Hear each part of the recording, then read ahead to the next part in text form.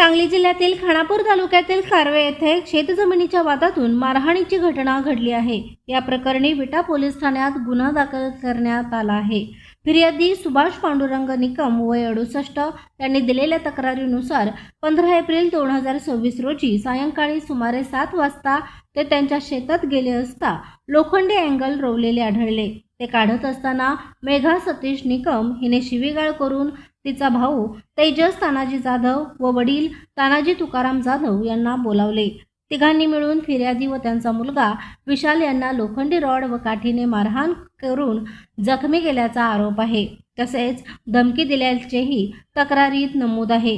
या प्रकरणी गुन्हा दाखल करण्यात आला असून पुढील तपास पोलीस हवालदार गावडे करीत आहेत। परिसरात सध्या शांतता असून पोलिसांकडून परिस्थितीवर नियंत्रण ठेवण्यात येत आहे। प्रशांत कांबळे, अग्रणी न्यूज, विटा।